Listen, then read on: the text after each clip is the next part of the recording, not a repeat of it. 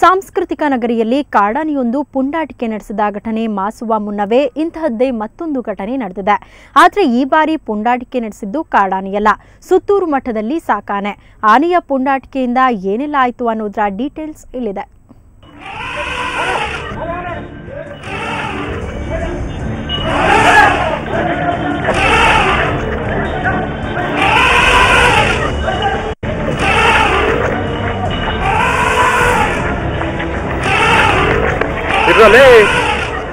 ಸುತ್ತೂರು ಮಠದಲ್ಲಿರೋ ಲಕ್ಷ್ಮಿ ಹಾಗೂ ಮಾಸ್ತಿ ಎಂಬ 2 ಆನೆಗಳನ್ನು ಪ್ರತಿನಿತ್ಯ ನಗರದಲ್ಲಿ ವಾಕಿಂಗ್ಗೆ ಕರೆದುಕೊಂಡು ಬರಲಾಗುತ್ತೆ.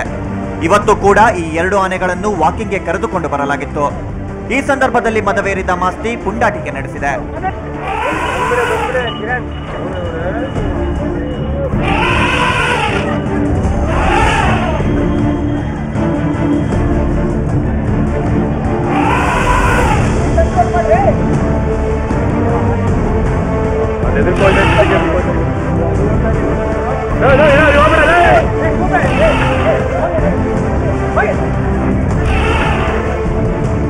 ಆನೆಗಳು ಚಾಮುಂಡಿಪುರಂ ವೃತ್ತದಲ್ಲಿ ಬರುವಾಗ ಮಾಸ್ತಿ ಆನೆಯ ಎದುರಿಗೆ ಆಂಬ್ಯುಲೆನ್ಸ್ ಬಂದಿದೆ.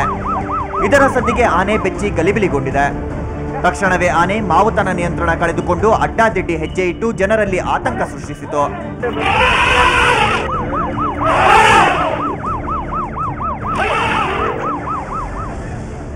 ಆನೆ ಚಾಮುಂಡಿಪುರಂ ವೃತ್ತದಲ್ಲಿ ಹೋಗ್ಬೇಕಾದ್ರೆ ಒಂದು ಆಂಬ್ಯುಲೆನ್ಸ್ ಜೋರಾಗಿ ಬಂತು. ಆಂಬ್ಯುಲೆನ್ಸ್ ಹಾರನ್ನ ಕೇಳಿ ಆನೆ ಗಾಬರಿಗೊಂಡು ಒಂದು ಕಿರ್ಚಾಡ್ತು, ಮತ್ತೆ ಬೇಗ ನುಗ್ತು. ಅದಾದ ನಂತರ ಚಾಮುಂಡಿಪುರಂ ಕಡೆಯಿಂದ ಬಂಡಿಕೇರಿಗೆ ಬಂದು, ಬಂಡಿಕೇರಿಯಲ್ಲಿ ಒಂದು ಹಳ್ಳಿಕಟ್ಟೆ ಇದೆ, ಗಣಪತಿ ದೇವಸ್ಥಾನ ಇದೆ, ಅಲ್ಲಿಗೆ ಬಂದು ನಿಂತ್ಕೊಂಡು ಕ್ರೌಡ್ ಆಗಿರೋದು ನೋಡಿ ಗಾಬರಿ ಆಯಿತು. ತಿರ್ಗಾ ಆನೆ ಗಾಬರಿ ಆಗಿ ಆಟೋ ಹೊಡಿತು. ಒಂದೇಟು ಆಟೋ ಹೊಡೆದ ತಕ್ಷಣ ಆಟೋ ಇದ್ದವರೆಲ್ಲ ಚಲಪಿಲ್ಲಿ ಆದ್ರು, ಯಾರಿಗೂ ಏನು ತೊಂದರೆ ಆಗಲಿಲ್ಲ. ಹರಸಾಹಸ ಮಾಡಿ ಕಬ್ಬಿಣದ ಸರಪಳಿ ಕಟ್ಟಿ ವಾಪಸ್ ಮಠಕ್ಕೆ ಕರೆದುಕೊಂಡು ಹೋಗುವ ಪ್ರಯತ್ನ ಮಾಡಲಾಯಿತು. ಆದರೆ ದಾರಿ ಮಧ್ಯೆ ಆನೆ ತನ್ನ ಕಾಲಿಗೆ ಕಟ್ಟಿದ ಸರಪಳಿಗಳನ್ನು ತುಂಡಿರಿಸಿಕೊಂಡು ಆರ್ಭಟ ಶುರು ಮಾಡಿತು. ತನ್ನ ಜೊತೆಗಾತಿ ಲಕ್ಷ್ಮಿ ಆನೆ ಮೇಲೆ ಹಲ್ಲೆ ನಡೆಸಿ ಮಾವುತನನ್ನು ಬೆದರಿಸಿತು.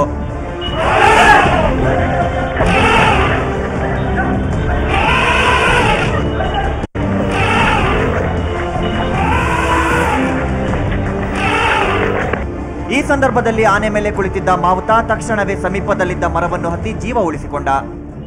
ಆದರೂ ಆನೆಯ ರಂಪಾಟ ನಿಲ್ಲಲಿಲ್ಲ.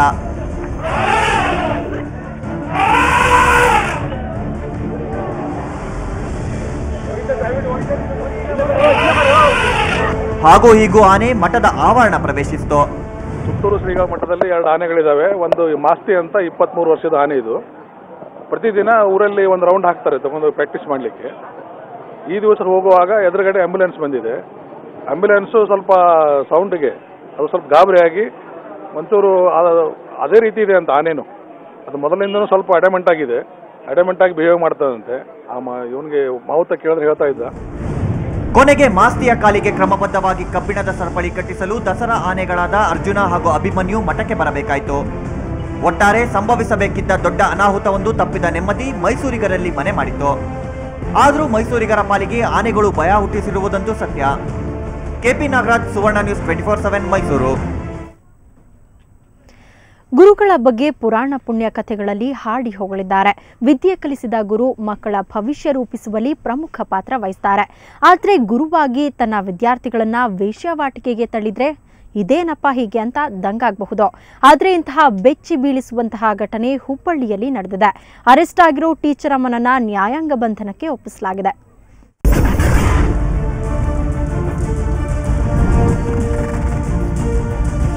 ಮಹಿಳಾ ವಿದ್ಯಾಪೀಠದ ಪ್ರಾಥಮಿಕ ಶಾಲೆ ವಿದ್ಯಾನಗರ ಹುಬ್ಬಳ್ಳಿಯ ಪ್ರತಿಷ್ಠಿತ ವಿದ್ಯಾ ಸಂಸ್ಥೆಗಳಲ್ಲಿ ಒಂದು. ಶಾಲೆಯ ಹೆಡ್ ಮಾಸ್ಟರ್ ಸಲೋಮಿ ವಿಜಯಕುಮಾರ್ ಕುರಿ. ವಿದ್ಯಾಸಂಸ್ಥೆಯಲ್ಲಿ ವಿದ್ಯೆ ಕಲಿಸು ಅಂದ್ರೆ ವೇಶ್ಯಾವಾಟಿಕೆ ನಡೆಸಿಕೊಂಡು ಬರ್ತಿದ್ಲು ಕುಖ್ಯಾತ ಟೀಚರ್ ಅಮ್ಮ. ಶಾಲೆಯಲ್ಲಿ ಗಿರಾಕಿಗಳನ್ನ ಕರೆದು ವ್ಯವಹಾರ ಕುದುರಿಸುತ್ತಿದ್ದಳು. ಈಕೆಯ ಬಳಿ ಬರದೇ ಇರುವ ಉದ್ಯಮಿಗಳಿಲ್ಲ.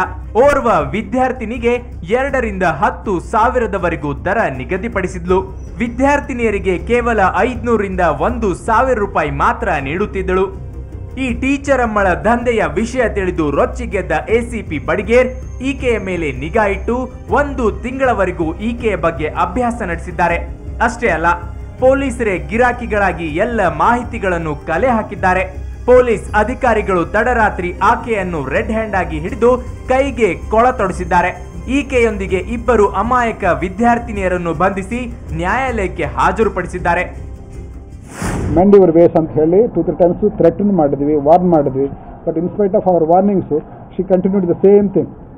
ಸೊ ಯಾರಾದರೂ ಲೇಡೀಸು ಬಂದಾಗ ಅವ್ರಿಗೆ ಜೆಂಟ್ಸ್ ಅರೇಂಜ್ಮೆಂಟ್ ಮಾಡಿ ಅವ್ರ ಮನೆಯಲ್ಲೇ ಈ ಸುಳೆಗಾರಿಕೆ ನಡೆಸ್ತಾ ಇದೆ ಅಂತ ಹೇಳಿ ನಾವು ರೈಡ್ ಮಾಡಿ ಈಗ ಈ ಬಗ್ಗೆ ನಾವು ಸುಮಾರು ಸಲ ಅದನ್ನು ವಾಚ್ ಮಾಡಿ ಅದು ನೋಡಿದಾಗ ನಿಜ ಅಂದಾಗ ನಿನ್ನೆ ದಿವಸ ನಾವು ಅವಳ ಮನೆಯನ್ನು ರೈಡ್ ಮಾಡಿದಾಗ ಅವಳು ತನ್ನ 2 ಹುಡುಗಿಯರು, ಅವಳು ಯುವತಿಯರು ಅವಳ ಮನೆಯಲ್ಲಿ ಸಿಕ್ಕರು.